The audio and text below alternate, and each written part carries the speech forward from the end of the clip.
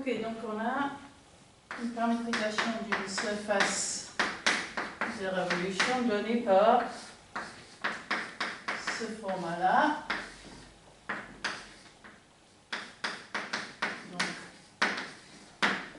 Θ qui représente la rotation autour de l'axe des X, c'est T qui représente où on en est sur la courbe dans le plan X et T. Donc maintenant, du coup, j'ai des objets d par dθ qui est égal à moins alpha 1 T sin θ alpha 1 T cos θ 0 et d par dt est égal à alpha 1 t cos t alpha 1 prime alpha 1 prime t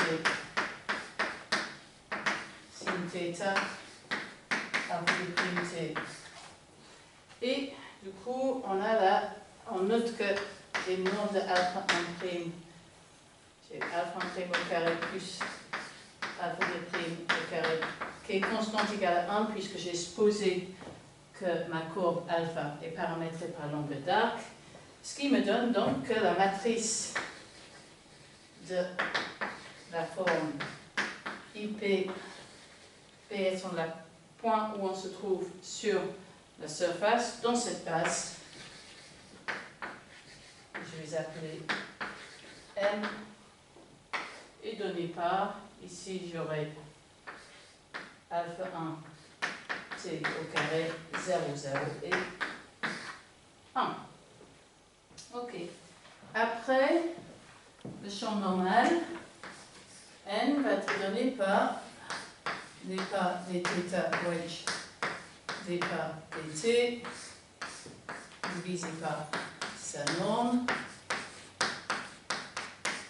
Donc ici, d par dθ wedge d par dt va me donner donc alpha 2 prime alpha 1 cos θ. Ensuite, je vais avoir alpha 2 prime alpha 1 sin θ. Et à la fin, je vais avoir moins alpha 1 prime. Ok. Du coup, ce que je trouve, donc là, j'ai un terme de alpha 1 qui va s'enlever quand je fais la dénormalisation. Après le calcul, j'obtiens que j'ai alpha 2 prime cos θ, alpha 2 prime sin θ et moins alpha 1 prime. Ok. Ensuite, je vais calculer la deuxième forme fondamentale. Donc, j'ai d par dθ de d par dθ produit scalaire n, ce qui me donne moins alpha 1 cos θ alpha 1 moins alpha 1 sin θ 0 produit scalaire n, ce qui me donne moins alpha 1 alpha 2 prime.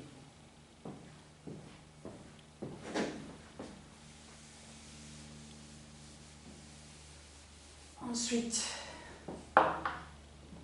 d par dt de d par dθ produit scalaire n, ça me donne donc moins alpha 1 prime sin alpha 1 prime cos et puis 0, et quand je fais le produit scalaire avec n, ça donne 0, et ça je sais que c'est aussi égal à d par dθ, d par dt produit scalaire n, puisque cette forme est symétrique par rapport au produit scalaire, la première forme fondamentale. Et enfin, d par dt de d par dt produit scalaire n, et donc alpha 1 double prime cos θ, alpha 1 double prime sin θ, alpha 2 double prime produit scalaire n, ce qui me donne alpha 1 double prime moins alpha 1 double prime alpha alpha 2 prime moins plus ça moins alpha 2 double prime alpha 1, et je reconnais la courbure de la courbe alpha au point T. Donc là, si j'appelle K la matrice de la deuxième forme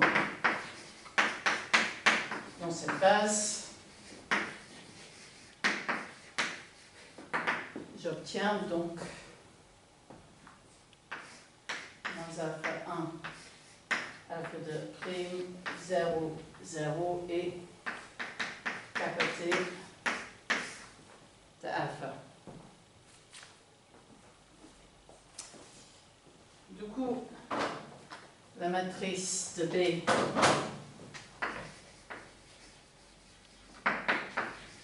dans cette base,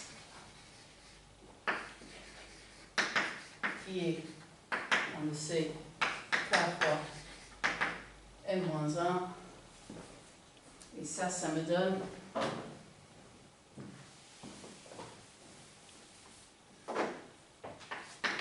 donc moins alpha